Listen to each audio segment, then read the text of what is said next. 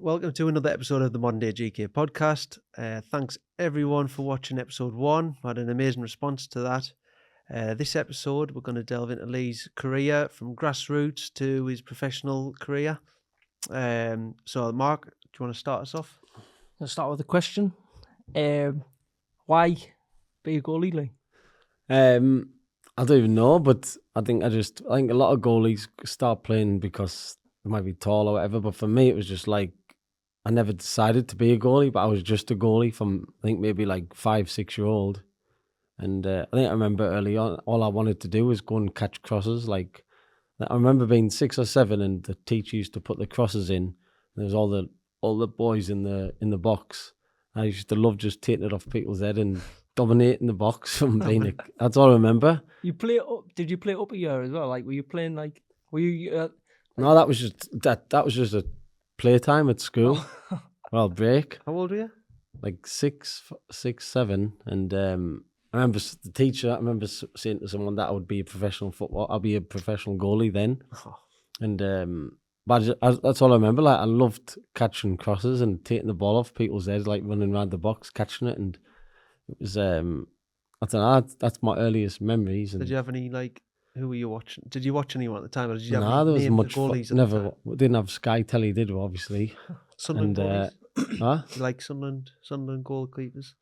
I don't even know any. I remember Tony Norman. He was ended up being my coach later, but never watched anyone really. Like you'd have a game of football on once every couple of weeks, and I remember Chris Woods. He was. I think I remember first ever watching him for Rangers, and then he went to Sheff Wed, and I think that's why I started supporting Sheffield Wednesday. So there's definitely a link there, but I can't remember how it came. But I love goalkeeping. And then I remember watching a Rangers game in Europe, and it was Chris Woods playing. Must have been like 91, 92 or something. And then I ended up supporting Sheff Wed when he was there. So absolute glory hunter, isn't he? And but so it's never like I want to be a goalie. There's somebody who's inspired us to be a goalie. It was just like I just started to do it, and obviously throughout my career I was always frustrated, like because I love playing outfield, and but I think it seems I was like a natural goalkeeper there. Yeah, you played outfield though as a kid, didn't you? A little bit, like all the time. I think I played all the way outfield and in goal until I got to like 12, 13, went to secondary school, and then because I couldn't dribble past everybody as easily, I thought, I mustn't be great. But of course, not the older you get, it's not about that. But I remember at school, I loved playing outfield, and I felt as though that all I did was get the ball in goal, and I'd dribble past everyone and then score. And it was obviously because it gets harder when you play against bigger, stronger lads. Yeah. So I just thought that was I wasn't good enough anymore. Still tried it later on. I should we had a question coming from young Scotty McLaughlin. Keith Chegwin. And he said, "Is it true that you ran the whole length of Dees Park one time for Queen's South?" But he'll know because I was running past him, wasn't I? But he's the one who was saying that left back was backing off us. But didn't have a great team that year, and I think we're 1-0 down. I had a bit of energy, so. But Scotty loves that one. Left back. What do we do? Let him have it. I don't know. It's Scotty brings that up a bit, doesn't he, every year? We're going to post a video of that actually. So we'll. Was that the only one time you done that, Leo? Did you? No, I did it when I was younger, playing for Washington Juniors. I used to do it loads there if we were losing. I remember playing against Tony Burridge's Whitburn. And I used to throw the ball out, dribble past a couple of players, then just take it as far as I could. But obviously, you don't expect to do it as when you're playing professionally. But I think for me, I was fast, and I was. You have a lot more energy as a goalie late on in the game when everyone's knackered. So I thought, and everybody kept on backing off. So I thought, I took a terrible touch at the end. I said to Scotty, if I was going up the left wing, I could have cut inside and maybe had a go on my right. Shot away, couldn't you? No, but I had no left foot throughout my career, so there was no option there. But I ended up being poor from me. I think I could have done a lot better and at least put a good ball in the box. I think that was the closest we came to scoring that day. So we'll go back to sort of your early years of playing then. So obviously played school football. When did you go to Sunderland? I think it was about 9. I went. Thought it was the be all and end all, as people do. 9 till 12. 9-year-old, I went to Sunderland, and you think it's great. You think you're a footballer. And then obviously 12-year-old got released for being too small, didn't have confidence, so I was out there. And I like, because there's loads of youngins who watch this, like watch our page as well, and we get a lot of people saying about like they've either been released from a club or the dying to get them into a club.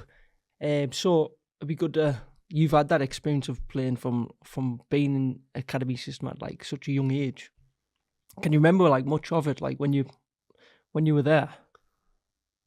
A bit like training on a night time with the portable floodlights and I used to train with a couple of the older Sunderland goalies, like the lads who were like 15, 16, and then the goalie coach was the second choice goalie at Sunderland at the time. So I remember stuff like that, and I used to look forward to it. But in general, playing games, I think I hated it. Didn't enjoy it at all. You felt pressure in that at that age, and you can see why it ruins the system, ruins so many young players. They think at 9, 10-year-old, basically now they're treated like first team players, like professional players. But back then, even then, I felt loads of pressure. I can't say I enjoyed it at all. Didn't look forward to the Sundays playing games. He travelled a lot. He went around the country playing, but I can't remember ever enjoying playing. And of course, you don't want to be released, but I think it might have been. I was devastated when you get released at 12, and didn't want to play again. But I think it was a bit of relief as well. What was it like? Like, you know, when you got released, can you remember like that, like the actual process of that? Back then, they didn't come to me and say. I think it would have been the one where they just spoke to mum and dad and said. I think what they did is they give us an extra 6 months at the end, like to keep going in training, just to see how I went. And I think it's more to see if you grow. You hear that one a lot, but no, I don't really remember loads about it. Just being like, felt like I was a failure and wasn't good enough. It's mad, isn't it? Like that's like your first, not professional football, but first time in that kind of environment, and you have them failing straight away. So you can imagine that would get taken into your whole career, wouldn't it? Like, if not properly like dealt with. Not just your career, in your life. I think really destroys people's confidence in that. The way they treat them, like little kids, they should be. But for like what you'd speak about, I think, is there any need for a kid to be at a club 3 or 4 days a week from 8, 9, 10, even up to 12, 13-year-old? I really don't think there is. I think it ruins more kids than it makes. And but everybody gets caught up in it, thinking my kid's going to be a footballer because he's at Sunderland or Man United at 8-year-old. Like I said, with even as it gets older, I spoke to Mikhail Silvestri, and he was saying that 70% of 16-year-olds who sign scholarship aren't even in the game, playing at any level by 22, and it's shocking, isn't it? It's mental, that, isn't it? It's like crazy. But 9, scary. Like being just having that. We always say about the identity part, like having that identity. Or young lad who's 9-year-old at Newcastle or whatever team. He's known as being the footballer. It's just, especially when they get day release and stuff, when they get that age where they're getting taken out of school. And I know, it's like everyone, like you say, like everyone knows them as Lee the footballer, Lee the pro, Lee the go. Well, and then when you get released, how's football? Not there anymore. And it's like, don't want to speak to them anymore. Don't want to speak to him anymore. So it's there's, like I say, there'll be so many in that position. And the kids will feel like failures, and it will. Like for me, I didn't, from 12 to 17, I didn't go to a club, and obviously didn't start my career till 17. So when you left Sunderland, sorry, what was the pathway from there then? So I just played school, but obviously we had a good school team, so it was competitive in that. And then played in Washington Juniors on a Sunday, and I loved it there. The lads were great. Loved Keith and Colin who ran it. And I loved being there, so it was great, and I think it was a real big reason why I ended up going to move away at 17. Just think the daft times that when Lee was at Washington. Go getting watch the game. Aye, dad getting sent off No, and hiding in the bushes. ref wouldn't play the rest of the game until Dad left. What do you get sent off for? Shouting at the ref. Lovely. Don't do that. Don't do that. Don't do that. Parents. He's relentless. There was another one. I was thinking of Lee in Colin Baxter's car. Wow. I followed through. How can you remember this stuff? I can. Put my hand out the window like that. Have you farted? No, I just checked. Hey.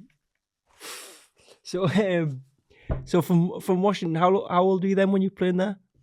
I went there at 9 or 10, and then played all the way till before I went to Rangers. So you could play there still when you're at Sunderland? Aye. Right. I think it was one. It was one of those where was that? There was times when you could play both, but I definitely wasn't away for 3 years. You could do both. I think one. I don't know how it was at the time, but it was definitely. I think at the time I definitely think I was doing both. What was it like then when you were playing there? Like, and you actually enjoy playing football again? Oh no, it's just what I need as well. After when you leave a club like that, in that way, it's just like you just feel rejected and crap. But I think they give us a lot. They give us confidence and let us. They just thought I was great. So I think, obviously, of course, getting on with all the lads, and it was that was really good, and did us loads of good. I think I had chances to move, like maybe at 15, but I didn't because I loved playing there, and obviously I was enjoying being at home, and even at 16, I had a chance to go to a couple of clubs, but because I enjoyed playing, I wanted to stay. What clubs when you were like that? Well, Sheffield United, they wanted us, but also Mansfield Town as well. All right, so the couple of but no, I was happy doing what I was doing, so I didn't think there was any real rush. Of course, if I really like when Rangers came in, you couldn't say no there. So, Washy juniors till 16, 17. So did you have some trials at that period though, like around that age? What was your 15? I think Sheffield United, and then they'd keen, but then we met an agent who said we'll get you to Rangers or Celtic, and I just thought Dad had worked in Glasgow, and I love being up there, so you just think it was so I ended up going up there at 15, nearly 16. Then I got injured in the trial, and then went back, started going to college after that. That's when Mansfield Town asked us to go, and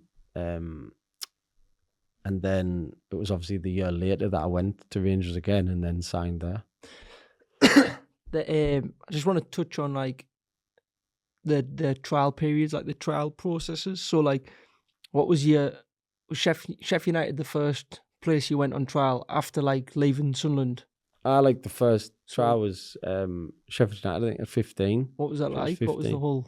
Of course, you're dead nervous and going there and you're crapping yourself, aren't you? But you think it's like the biggest thing in the world at the time. But now once you get there and you just end up training, and I remember doing really well it was the worst weather ever. Like, so it's in the wet weather, as we know, it's like the worst for goalkeeping, catching the ball now. But I remember having a great session, and they were dead. They wanted us to sign, and I think I played a game. Actually, I played a game on the Saturday, and I didn't have a great game. But then, because I'd heard that Rangers and Celtic, there's a possibility of going there, I ended up just leaving after the game and didn't really hang around. So I was had a contract waiting for What's he got? Sheff United goalie kid up to Glasgow. Photographer's ready. What about Mansfield then? When did you go to Mansfield? Because that was through playing. Because I ended up joining a team. I think Mansfield must have been 16 because I was playing for a team Eshwinning in Northern League, and then an agent asked us to go down to train with them, And then I went down and I think I did half an hour with Seamus McDonough, who was a goalie coach. I think he was at some good clubs and that. But at the time, I think I did half an hour, and he told the club to give us like a 2-year contract. So that was nice. Obviously, my trial was half an hour, but of course I was doing well, and he really liked us. So the trial's over after they said, "Oh, we want to sign you." So, but then I didn't feel there was any rush. I wasn't desperate to move away from home. So it was a case, I think, over the year, I went down like 3 or 4 times, and they were trying to get us to sign, but I was just happy going down and training and playing games. So it was. Do you not like being away from home? Oh no! And everyone thought I would never be able to move from home. So when when these clubs come in, I said no. Peter's always doesn't want to move away, but of course, when Rangers, a club the size of that, comes in, then it was. I think I was excited to go and move away. But I want to touch on. What was I going to say? Sorry. So, 16, playing Northern League, which is like step 5 for people who don't know the non-league system. And it's a decent standard, really, isn't it? Like I think back then even more. I think I think it was a much higher level back then, because I don't think there was as many kind of opportunities for people to go higher and stuff. But so you 16 playing men's football for the first time. Like, how was that? Well, I was on the bench most of the season, but then I ended up getting the chance to play. And I think I played about 4 or 5 games. But I don't remember it being like everyone made a big deal of it. But at the time, I felt it was fine. I ended up having a few really good games. Didn't really lead to anything. But then the next season, there's potential of being like playing there. But then I'd obviously left in the July. I just think some of the stories you've got to talk about in terms of college, like at the time it was a decent college, wasn't it? And there was like a trial process to get into there. Oh, it's like sports college, and I think I'd been on trial at Rangers the week before, and then I went there, and Rangers wanted us back. I got injured in the trial, and then I did the trial and I didn't get in the college. I got rejected there, so that was hard to take, especially when I really wanted to go. But then obviously we spoke to them and then ended up getting in. But it just shows you, like, rejected you can. From college? He got rejected from Pete Lee. What? So we all went to this college in East Durham. And by the time that I went, they were letting anyone in. Any Robinson? I was getting in there. Any Robinson in? You got in as a goalie. But at the time when Lee went, it was a big deal, really, wasn't it? Like it was a decent level. No, I just think the coach didn't have a clue what he was talking about. Shock. But again, like for people, because people are so say, for example, you get released from Sunderland at 12, 13-year-old. That could have been the end of you playing football again. For some kids, it is. Some kids think they think, what's the point of playing? Because I've been released from Sunderland at 12, 13, and they've predicted that I'm not going to be good enough to be a footballer. So some people pack in playing at that age, or it has such a long-lasting effect that people don't play from that. So you had rejection from there. Then, like you see, trying to go to college, getting rejected from college, but like still being able to go on trial at these clubs and get yourself a deal, still professional contract. I just hope it gives people sort of better perspective of the situation, of like the whole the process of like who's telling you you're not good enough, you know, like who's making these decisions on saying that you're not going to be a footballer, you're not good enough to be, and like having such a long lasting effect. It's scary. Like it's really frustrating that, like knowing, like you say, like what Mikhail was saying about the percentage that people stop playing football completely. Like 70%? 70% is 16-year-olds who sign scholarship. Like that. It's just madness like that. Like especially when you think back when you play because you love playing football. Like, I remember, like, I don't know if you can say it there, but like when I first went to Rangers, like I think went out on the first year. I went out on a night out with a couple of the lads just into town or something, and they're going past the training ground, and there's this amazing training ground, and they're like, that's sticking their fingers up, like, and all that, and I'm like, what are these doing? They're an amazing place. But then after I've been there for a few years, I was like, I'd see why they were. Egging the windows. But I think it's what football does to you in the professional environment, even at older age, like at 18, 19, 20. Never mind as a young kid who, at the end of the day, they just get used. They're used to fill teams. They get used to, for potential to sell on. They get used to maybe playing the first team. It's they don't look at them as kids. It's like pieces assets, of isn't meat. it? Aye. It's assets. But yeah, so Rangers trial, what was that like? Like in terms of what were the players like with you when you were there, the coaches and stuff, and who were the goalies at the time and stuff like that? The first time I went, I remember training on the Thursday night the first time, and I was hopeless, and I was like so miserable that night, thinking I've came to this club and a couple of the goalies were doing well, and I just felt like I'm not good enough, and I wasn't. I don't know what it was. I think it was the pace of the shots and everything. I wasn't used to that. So I was really miserable that night, and then I went in the next day and I did really well with the first team goalie coach and the under-19 goalies. And then that's when I got injured that day, and then it wasn't for another year that I went back there. And obviously they had a lad who was really highly thought of, Callum, everyone thought he was one of the best young goalies in Europe. I think he'd been taller from a young age, and he'd been really highly thought of from. There's quite a few clubs. At that day, me and my dad looked at each other and thought, what's the point in even coming? Because the way they thought of him. But then, so I went there and I think I did 3 or 4 days. I played a game and I wasn't brilliant again.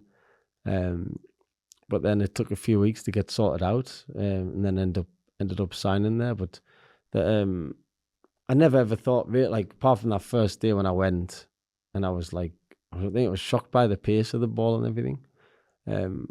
But then when I went at the next year when I was just turned 17, I was like, I think I really believed that I had loads of talent, and if I did what I could have done, I was better than everyone. What were the lads like with you on trial? Like what, like, you know, like the kind of footballer side, like what was it like in the changing rooms and stuff? Like how did you feel then? I remember Callum, who was obviously the lad who I was going to compete with. He was really good. Whether it's just keeping close the people who he's competing with or not. But no, he was dead friendly, and I got on well with him. And the lads, it's like everywhere when you see it. If you go somewhere, you see it all the time. If somebody's really good, the lads are all over them. People want to be friends with him. Oh, he's got potential. And it's like not just managers like that. It's like players as well. Like, oh, he'd be a good one to. But then somebody who's not good, it's like they can be like people laughing about them, saying, "Oh, he's hopeless. He's this, he's that." So, like you do notice that. So when you're doing well, you feel like people want to know you. But that sums up football, I think. When you're doing well, everybody wants to know you. When you're not, people wash their hands of you, and that's when you need good people about you. No, it's horrible. That's one thing like about them environments. Like, how many players would you probably lose out on who haven't made it because like being in an environment not very welcoming? And you can understand, like, people are like, you know, there's a lot of insecurity in football, and people worry that people's coming in to take the job, take their thing. But like, just being so dismissive of somebody for being not even being a crap player, just not being able to perform in that environment at that time in their career. Oh no, it's like, it is bullying really.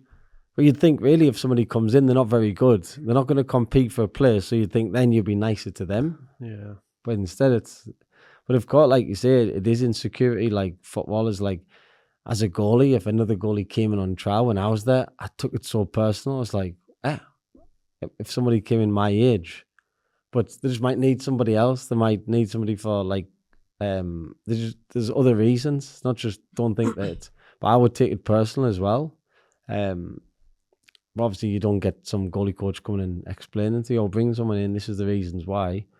You just feel like, oh, there must be one to get rid of me. So it's like, it does make people really insecure, but it's such a ruthless game to be involved in. It's like you just left to your own device in terms of like, if you can handle it, then you've got the strength to go on. If you can't handle it, then you were never going to make it anyway because you're too soft. You know what I mean? No, people think it's not even soft, it's just sensitive. Aye. But I think sensitive, you've got to work a million times harder if you're sensitive than you would if you're not intelligent and you just go and do it. But then the sensitive ones, maybe the more intelligent ones, could end up being a much better player. But then because you're sensitive and you're worried to fail, aren't you? So you're scared of of not doing as well as what you could do. But it's it sums up in terms of the a lack of communication as well. Like just going back to people coming in on trial with you. If people spoke to you and said this is the situation, it could put you at ease as well, because you could end up doing things rash, couldn't you? Like you could have a really bad week of training, and it could be just a spiral effect in terms of that 1 week turns into another bad week, and then you take it into games and stuff, and then he doesn't sign this lad, and you've lost 2 or 3 weeks out of your that's it. Development sort of thing. But I think there is a massive lack of communication with players. It's almost like they don't want to communicate. They think that if you think you've had it with the young goalie who had a professional club, like the goalie coach said, if you think you're going to get communication in this game, you're in the wrong game. 17-year-old, you're like, nah, it's communication is what helps everyone to be successful in it, whether it's a flipping relationship or being a footballer and I just think it's so important. But they're you can't expect to get communication and told what's going on in this game. They love all the power though, don't they? They love keeping people on tension. Right. That's it, as if you're you'll find out when I'm ready, not when you. You've got no right to be demanding me telling you what's happening or what's potentially going to be happening. I don't care if you've only got a day left on your contract. I'll tell you what's happening. So obviously, just going back to the trial period and stuff, so you done well enough at Rangers to get a deal. So what was your first contract with Rangers? Was it a professional contract or was it? I got a professional contract at 17, even though I was only 2 days out of college, and it was a professional. So straight away, that's a mental thing, isn't it? You think you're a professional. In other trades or jobs, you might have to do 5 years before you can say you're a professional. But in football, it's 17. You can be a professional, and all 17-year-olds do get professional contracts that are at good clubs. So I just think it just sounds crazy, doesn't it? And I never ever thought I'm a professional footballer, but I can see how it can have a bad effect. I just signed till signed for a year to start 8 months even, I think. It turns out that I wasn't allowed to go from amateur to professional outside the transfer window, so I ended up having to just play as a trialist till the January, so even that put some pressure on. But then in January they give us a year and a half or 2.5 year contract. Could that have went really wrong if you didn't? Because if I was crap until Christmas, they would have. Looking back, it wouldn't have been very wrong because would have done us a favour. How did you feel when you were playing then at that age, when you were at 17 and stuff playing for them? How did you feel? Were you positive? I think so. I was a lot more. I think I was a million times more positive at that age than I was throughout my career.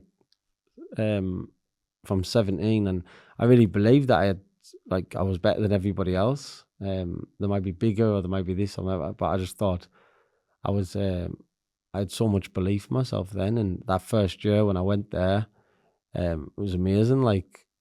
I know I was only playing under 19s and stuff, but it was.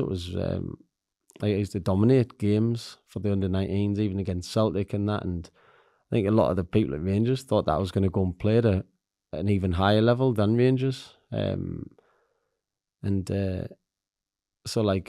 there's a lot of people thought I had really big potential. It would be great. I mean, I'm not, but want to find the point of when that turned in terms of how you go from playing with that much freedom and confidence and belief in yourself to then massively being so scared of failure, so scared to get things wrong. And I didn't have because I had the knockback when I was a kid, and from then though I hadn't really, and I'd always done really well. And then it was 17 I went there into Glasgow, and then everything was great. I was doing better and better all the time. And then I think I was 20, 21, because I'd never been on loan. Our biggest thing now is playing games at a young age. So I'd been a 17-year-old at a really good club. But I just played like almost fake football, isn't it? Under 19s and stuff in reserves. So I just, and then in a nice training environment, and it's great, but it's not real life. So I think it was up to like, I think Walter Smith came in as manager when I was about 20. And before that, Paul Le Guen had been there, and he gives a long-term contract for 3 years, and everybody thought I was going to play at a young age. Of course, now I know I was nowhere near ready to play a 20-year-old at a club like that.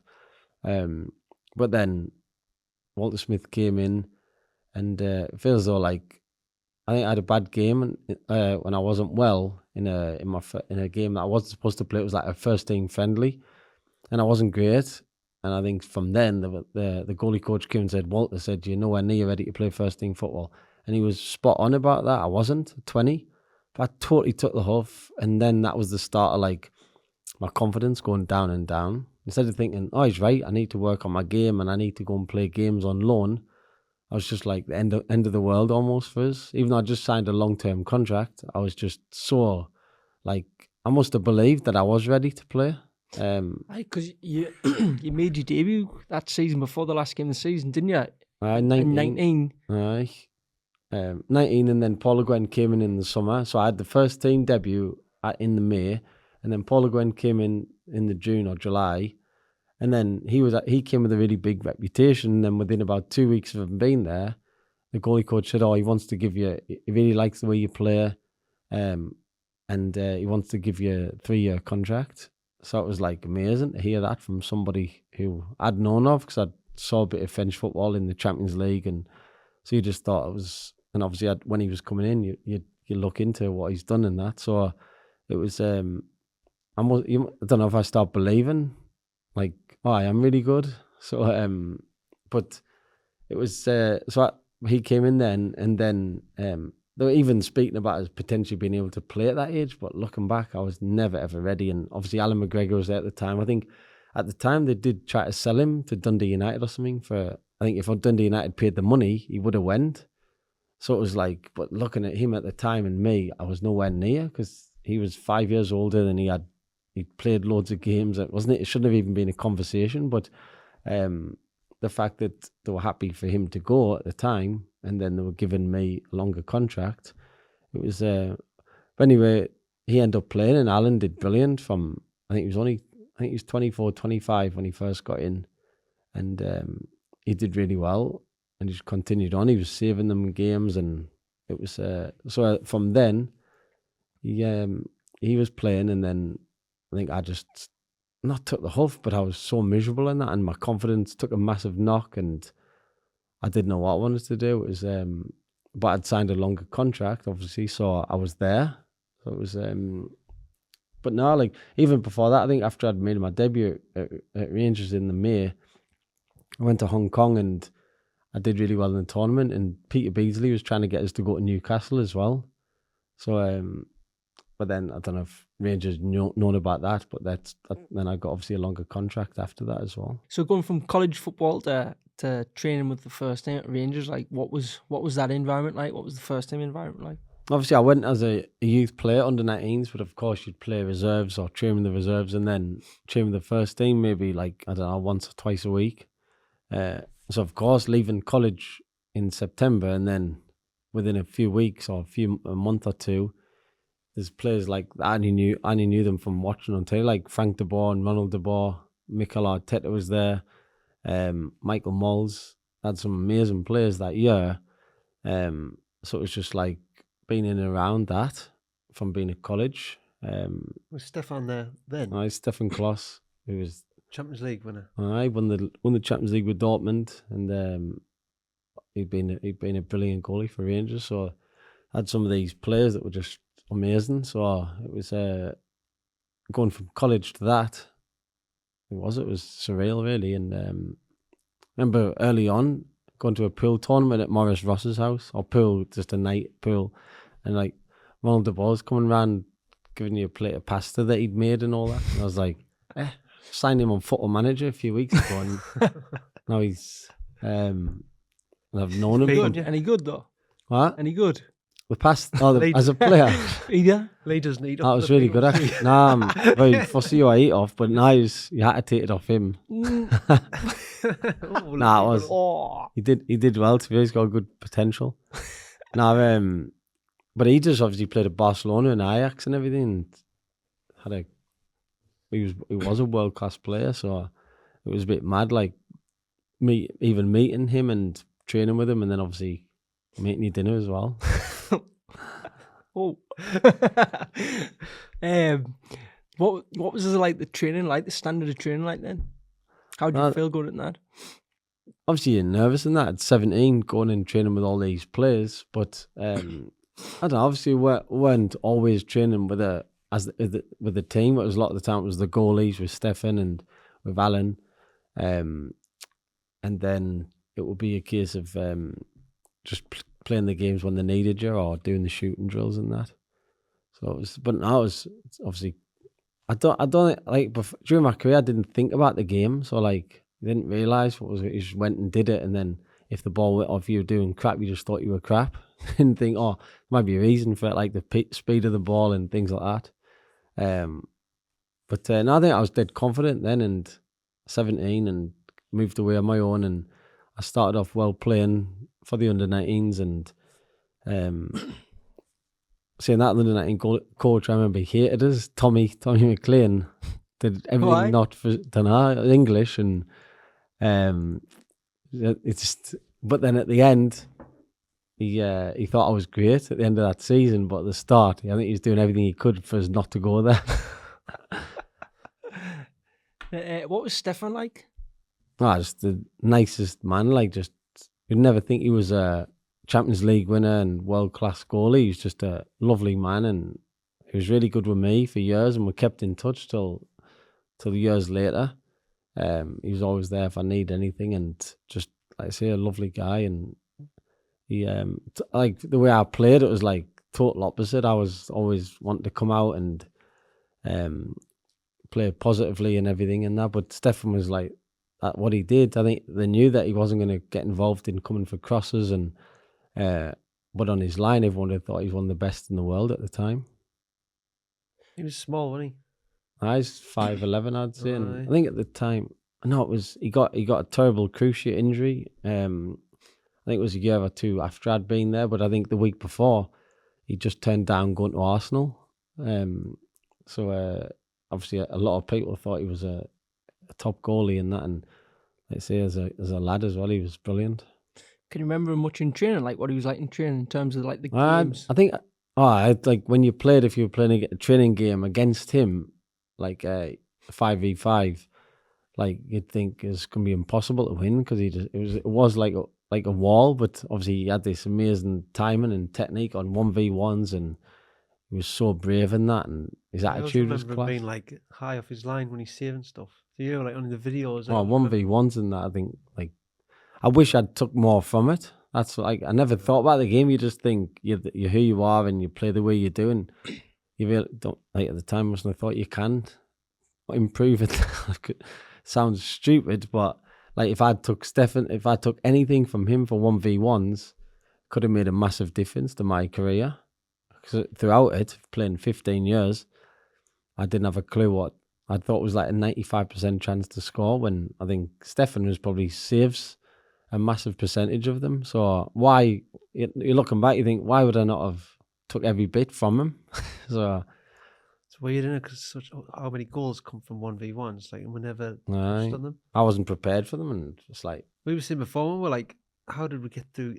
How did I get through me and my career? But like, how did we get through games? Like, I know. we didn't have a clue what to do. Really, did we? Oh, I don't know, like, never ever had sessions where you're thinking about the game. If you're doing cutbacks, you're just going to the post and they're putting a low ball down for you to catch. So it's like, but cutback is, there's millions of things to think about, and going through those situations all the time in training, I think it's so important. Whereas, I say I used to just go to the post, low dive, that was your cutback. But all parts of goalkeeping, you need to be in the experience these situations, and in training you can be doing the same situation 50 times, and then you're going to be prepared when it does come in a game. There's no guarantee it's going to come in the next game, but it will come, and you've got sometimes I think sometimes you get through it just by luck. But no, like we've spoke about loads, like the way we train now. It's like I finally think I know something about goalkeeping. Whereas when I played for 15 years, I knew nothing about goalkeeping. I used to just do what I thought was the right thing, and I think I purely got by having a bit of natural ability.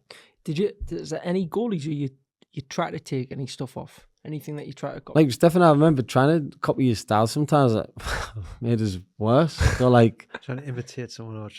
He's daft. Like it's his style and the way he played. But obviously, I love Bartes. I thought he was like the way he played and that.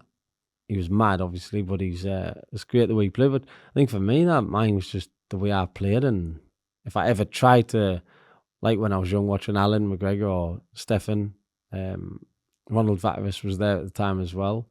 But there's anything I tried that they would have done, it just wasn't for me, really. So obviously I should have took so much more advice from them and in certain situations. But I think with them, it was more of a case you just got on with them as people, but you should be getting as much out of them as possible in terms of learning.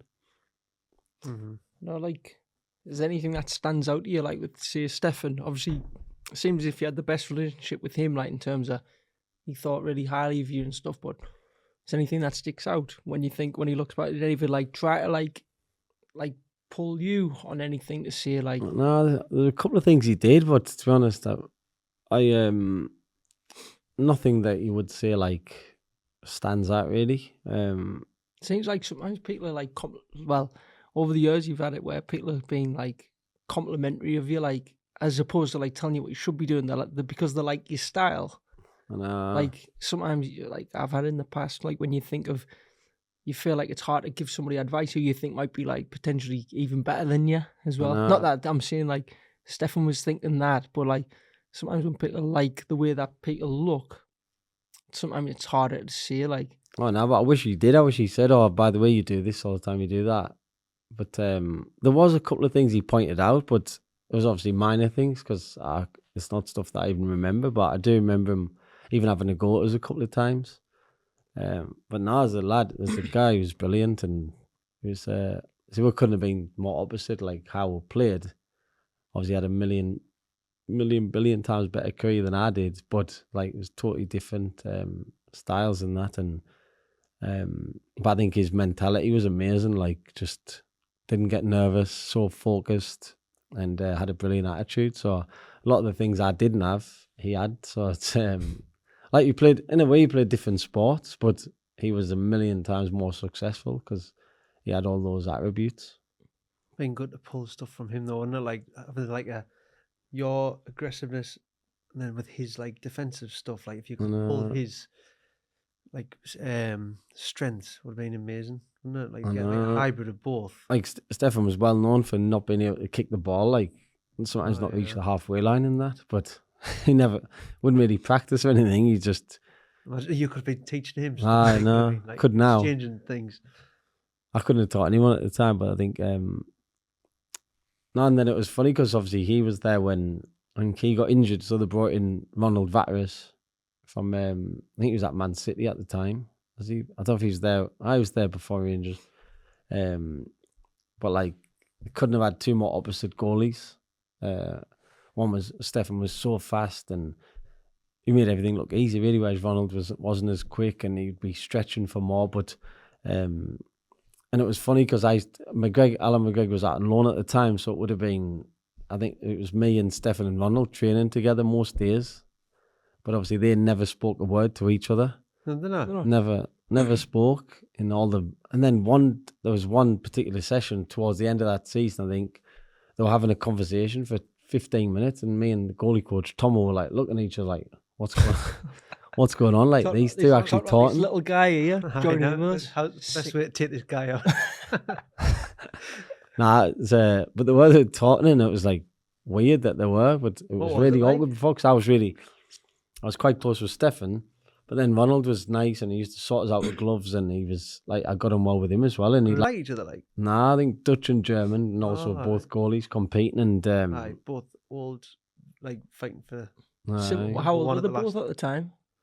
Like both must have been 34 at the time, behind that. Well, My age, they look like absolute old men, didn't they? I thought. It's mad, isn't it? Varis with his I mullet. think at the time, I know. I remember you saying like Varis could just like both footed No, balls around. like that's the thing. Like Stefan struggled the most with his kicking, never worked, obviously. But then Ronald, that's what he was in there. That's what he'd be in a team. He's one of the first ones you'd say is like in the team mainly because of the footwork and that. He was both footed, like side volleys, both footed. Oh, was he? Loved showing it as well. did he? Could he like? Was he's kicking like similar to yours in terms of like really flat and stuff? Or It was like for me. I always thought mine was more like, but it was like really, really good on both for him. But side volleys and kicking off the floor. Dutch though, aren't he? I remember like- people saying Van der Sar. I didn't even notice with Van der Sar. I I'd know. never watched that really, but apparently he was class for both feet. Aye. So you like going back to Varis, like he was. When you made your debut, you came on for him, didn't you? Like was it his last? last I season, think that it's was- just because he wanted a standing ovation because he knew he was gonna leave. But I played, and then I think I played the last 15 or 20 minutes for him. Did you expect that? He said before the game all about it, and I was laughing as if he was joking. So at the time, I think I would have been thinking, "You dare?" Not prepared for this. But then he chucked one in last Made his decision for him. not chucked the goal in, but he done his hamstring or something with 20 minutes to go, and then give me the opportunity to play. What was that like then when you? Oh, it was amazing. It was I think it was the last game of the season. I think it was the last game of Alec McLeish's years there. So everyone, like all of it was the last game of the season, and I think it must have been 45,000 there, and to come on in there, obviously, even though I'd done well for the under-19s and that, and before that, but still, you don't expect to come on to play like that, to play again like that. But then I did really well. My kicking was really good. My first touch was catching across, which it's funny because my first game for Rangers Rangers first team, and obviously what I'd loved doing from when I was a kid, which catching crosses from 6-year-old. So like first ball in the box, and I wanted to go and catch it. So it was It's a corner, wasn't it? I think, come on, like Hearts had a really good team that year, and had that Rudy Scatchell playing, and I think it was him that put the cross in, and then I had a good punch after that, and my kicking was good, and the really good low hold as well. aye, I've posted the clips actually. You still got them on there. I've posted on the page. no, Just class to see, like you say, what you felt was your strongest part of your game. You get to show it on the first bit of action, isn't it? And what was it like though? Like when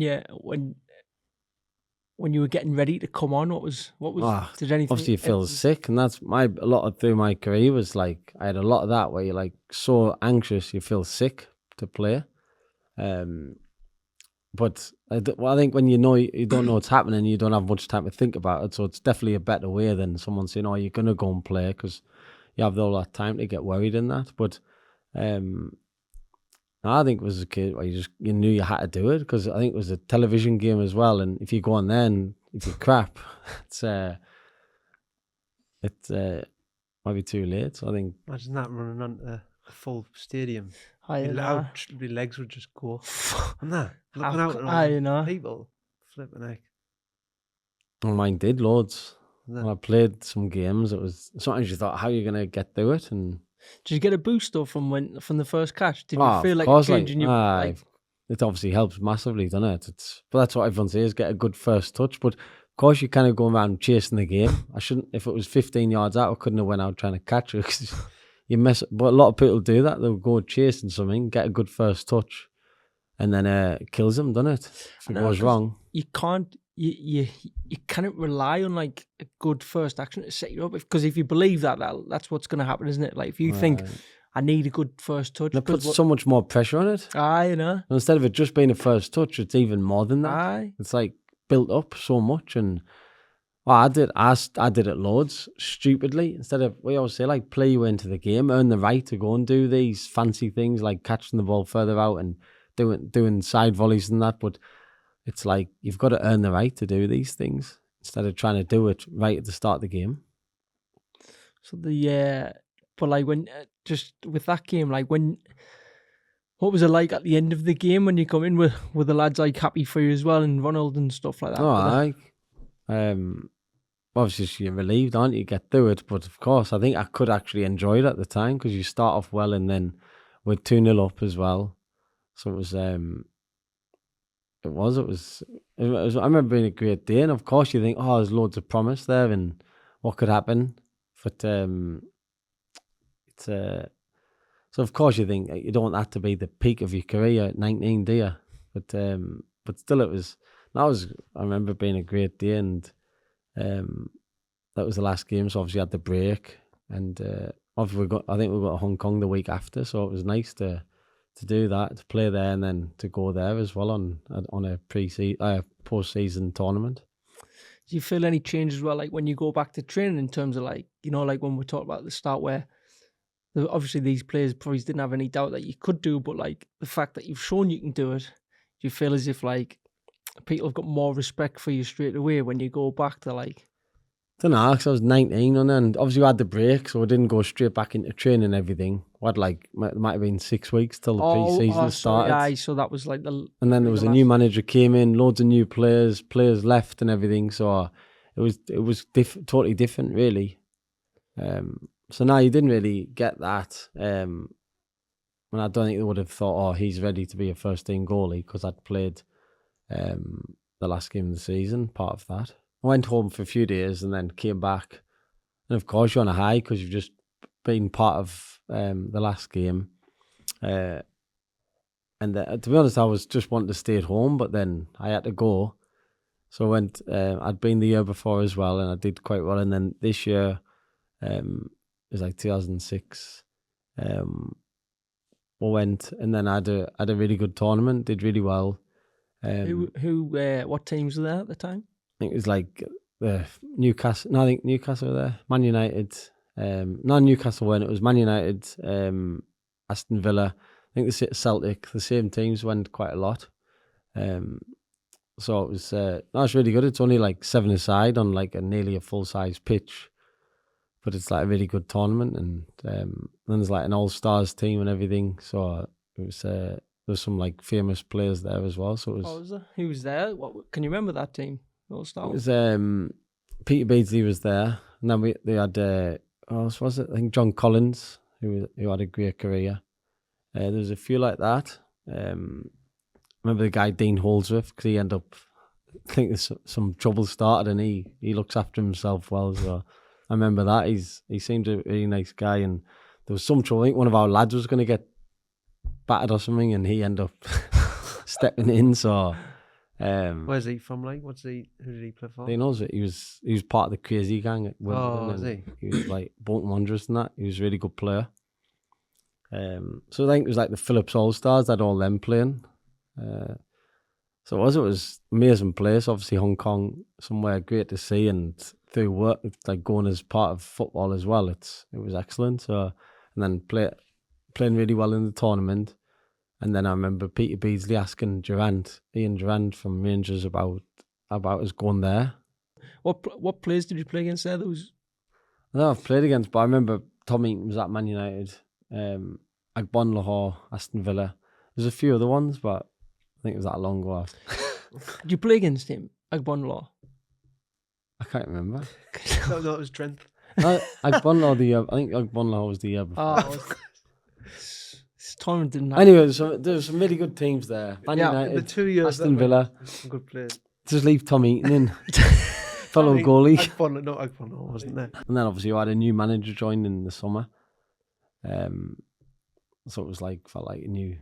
Who was the manager coming at that time? Paul Le Guen. Because it started well with him though, didn't it? Well, that's it. I think it was funny, with him, it was, they went to South Africa on pre-season, and I stayed.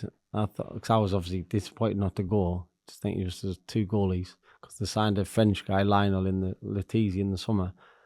And then I was at home, and then I think I played a game, and I played really well in a friendly. I think he was watching the videos of the games, And I think because then out of nowhere, it was like the goalie coach came, Tomo, and says, "Oh, he really likes you, how you play and everything, and he wants to." And then he wants to give you a new contract. But then he got us in his office as well. And I remember Paul Gwen saying, "Oh, he loved the way I played, like coming out and being fast and catching crosses and that." But he says, "The thing is, you need to be braver, not like mentally braver." I think he meant like I should don't turn away from the ball, One-on-ones. like what things like 1v1s and like close range shots and that. So I remember one time he said that, like it was really nice that he liked how I played, but he wasn't too impressed with that part. He doesn't know what he's talking about. They still give us a longer contract, and I signed in like I don't know what, it took a couple of months to get sorted out, but anyway, I ended up signing. And then I think the week that I signed, he got sacked the same week, I think. Oh, really? So It wasn't because of the contract you give him. I know, giving me that was the second offence, wasn't it? It wasn't long after I'd signed it, and then he ended up leaving. Fell out with a lot of the players there and everything. So, but then Walter Smith came in, and I got off a bad start with him because I was speaking to him when he was just started, and I was calling him Walter, I remember. And then I remember Tomo, the goalie coach, came again and goes, "What are you all about?" And like, Walter Smith couldn't believe that I'd called him. Just everyone calls him boss or gaffer, or like, because he was such a respected person in football. So I think I got wrong for that. But it was like a funny thing. But that was the start of the. I started the decline.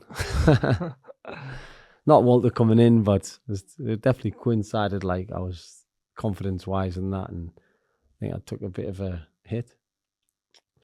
So anyway, I had 3 years where everything seemed to just be progressing. Like I was getting better, and it felt as though I was just making progress, and it was going like that. So and then obviously I made my first team debut at 19 in the May, and then had a good pre-season, signed a new contract near the end of that year, and everything, it just seems like it was just going up and up and up, and then I was obviously wrong.